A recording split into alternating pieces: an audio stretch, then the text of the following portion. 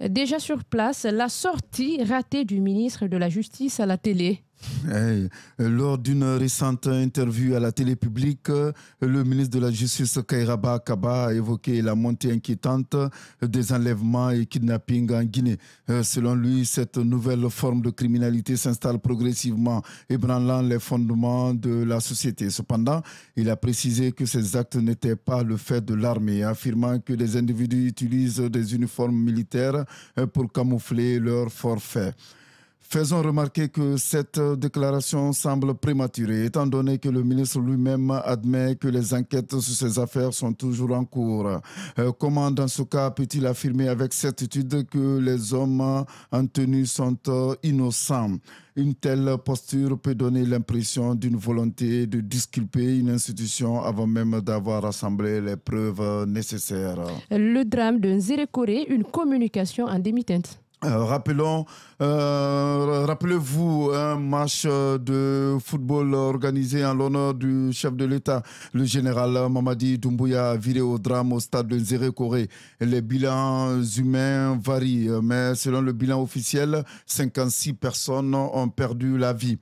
Face à cet événement tragique, le ministre de la Justice a déclaré que ces incidents n'avaient aucune coloration politique et qu'ils s'étaient déroulés dans un cadre purement sportif. Si cette précision vise à éviter une politisation de la tragédie, elle semble néanmoins minimiser la gravité des faits. Aussi, comparer cet événement à d'autres drames similaires survenus ailleurs dans le monde n'apporte guère de réconfort aux familles des victimes. De plus, le ministre a critiqué la diffusion des chiffres orientés sans toutefois proposer de bilan définitif fiable.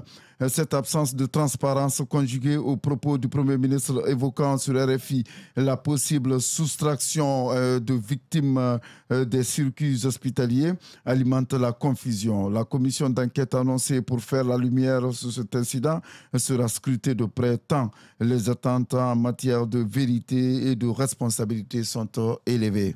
Une gestion de crise questionnée. Pour restaurer la confiance de la population, le gouvernement devra adopter une approche plus proactive et transparente. Cela implique de 1. Fournir des mises à jour régulières et détaillées sur l'état des enquêtes avec des preuves à l'appui dans les affaires de kidnapping.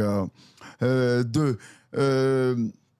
Mettre en œuvre des réformes structurelles pour renforcer la sécurité et prévenir les crimes émergents. 3. Assurer que la commission d'enquête sur le drame de Nzérékoré fonctionne de manière indépendante et publie ses conclusions dans les meilleurs délais. Sous une transition, chaque crise mal gérée érode davantage la légitimité des autorités. Si le gouvernement souhaite convaincre de son sérieux, de son engagement, il devra dépasser les discours et apporter des réponses concrètes et tangibles. Baka, mon ami, et toute la population attendent des actions et non des justifications.